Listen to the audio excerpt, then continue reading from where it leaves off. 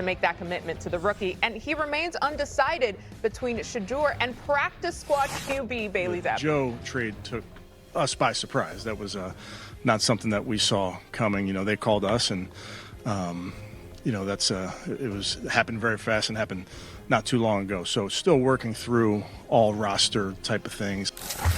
Young players, I'm always thinking about last week making the change to Dylan. You have to think long and hard about that, because these are young players that you're so invested in their development. So I'll let the week play out and make a decision later on that. Yeah, I imagine that Stefanski has a long list of things he's got to think long and hard about over there with that squad. But this not knowing the backup QB, is that fair or foul, Stephen A., for Stefanski? I think it's a little foul to me. You know, I'm deferring to three exceptional NFL minds, and I know that. But just giving my opinion, you ever heard of the smell test, that something just don't smell right? Mm-hmm. That's just how I feel. Like, you know, when Joe Flacco got demoted, y'all, I was like, okay, you know, he should be the QB3, because why would you bench him and then leave him as the QB2 when you're elevating Dillon Gabriel to the QB1 and Shedeur Sanders is right there starving and waiting for an opportunity? So I looked at it like that, and I just said to myself, okay, but that's how it goes. You know, Joe Flacco's a veteran. You know, Kevin Stefanski, you know, knows what he's doing as a coach, etc. But then something like this happens. We're supposed to sit here and believe that Bailey Zappe is a guy that's the QB2 on this squad. Really, that's what we're doing now. I just find that to be a bit fishy. And so, you know, Dillon Gabriel obviously is your QB1. He's a guy that has earned the opportunity to do that. Mina pointed out last week, accurately so, he had a better performance in the preseason than Shedeur Sanders did. I get that part. Shedeur Sanders played well, albeit against Carolina. Obviously, another game in the preseason, not so much. And I get that part too. And of course, I get the fact that he's practicing with the team every day, so the coach knows. I'm just finding it hard to believe that it's so difficult to name him a QB2, especially when you say you're so invested in the kid's development. Well, Dillon Gabriel, even though he's played far significantly more in college, like 64 games in college over a 6-year period, I get that part. But still in all, I don't like how this feels. I just don't. Well, one, let's see what he says. Like, let's see once they declare who the number 2 quarterback is going to be, who that actually is. Stephen A., when you say it doesn't smell right, in what regard? That would be my question, because are you saying it doesn't smell right because he's not naming Shedeur, or that he's not naming anybody? I think the second thing is this, like, if he doesn't name it, go ahead. Okay. No, I thought you was asking me a question. I'm sorry, I didn't want to interrupt you. I just thought you was asking me a question. My answer to you would simply be this. If you're telling me that how Kevin Stefanski is handling this situation as it pertains to a QB2 or QB3 is normal, I will defer to y'all. I will tell you that it seems to be an aberration more so than a normal situation for me. I don't find it that abnormal. There's a lot of change going on at that position. There's a lot of change going on in this roster. They just made a trade last night at like 10 o'clock at night. So there seems to be a lot of moving parts with the football team.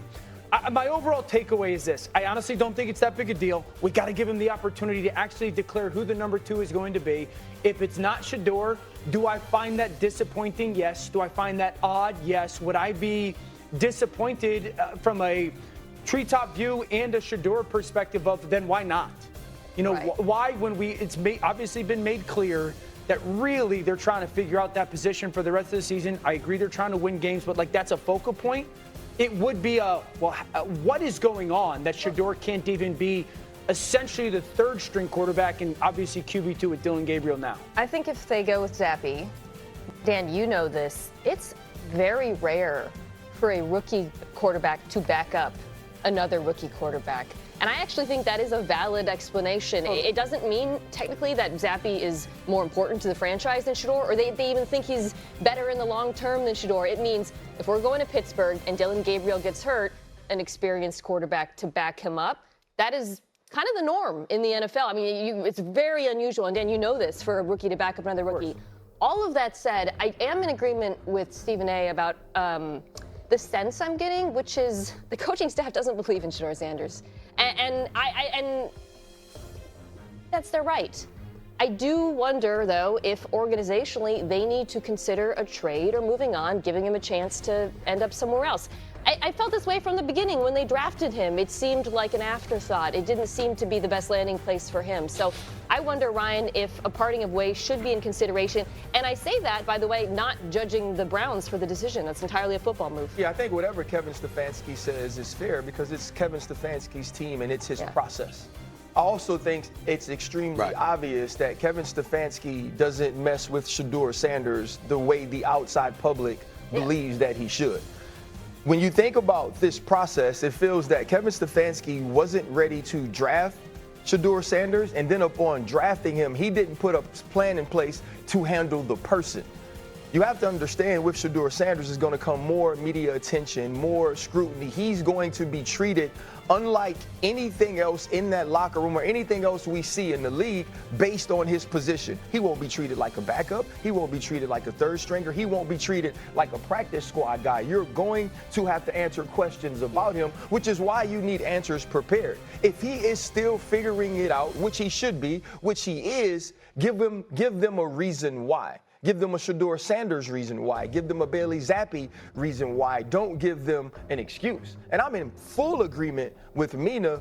If he is not named the backup quarterback, it's time to part ways. It's time to trade him. It's time to get him out of your locker room because clearly your plan for development is not to develop Shedeur Sanders as a future starter of your team. And too much comes with him if you don't see that sort of plan for him. Yeah, I want to take a moment, y'all, to share a somewhat personal experience covering sports, which raises my antennas, especially to you, Dan, because I think I owe you that insight from my perspective. So the year it's the 1996-1997 NBA season, and I think Ryan would vaguely remember this. Kobe Bryant is a rookie in the National Basketball Association. And to the producers, put them up there because I want to see them when I'm talking to them right now. So Kobe Bryant is in his rookie season. And Kobe Bryant is making a lot of noise. He comes out. Jerry West pulls off the heist where Kobe Bryant gets drafted by Charlotte, but ultimately the draft rights to Kobe Bryant comes to the Los Angeles Lakers. He's joining Shaq Diesel and the crew and stuff like that. Kobe Bryant did not start the first 2 years pretty much. He only started like 7 games in the first 2 years of his career in the NBA. This is his rookie year, Dan Orlovsky.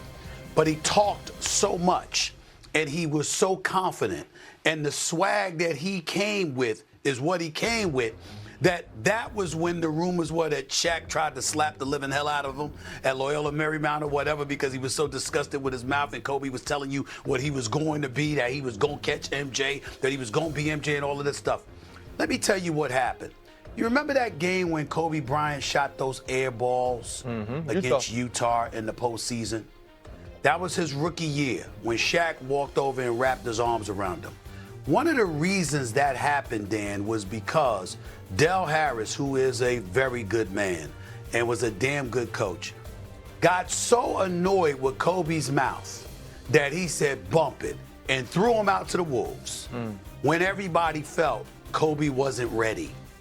And so what happens is Kobe had the intestinal fortitude, the wherewithal to overcome that and ultimately have an illustrious career. But people like myself and others who were covering the NBA were writing about, yo, that's low. Now, of course, that can't be proven. We don't know definitively what was in Del Harris's head. But we had heard so much noise about Kobe, the swag, the bravado, the prognostications, what he was going to do, what he was going to bring to the table, that we said, why would you throw, this is Karl Malone and John Stockton and the Utah Jazz we talking about here. Why are you going to throw him to those Wolves in overtime, by the way, of a playoff series as a rookie when you knew he wasn't ready? What I'm saying to you is that all the noise that comes associated with Shedeur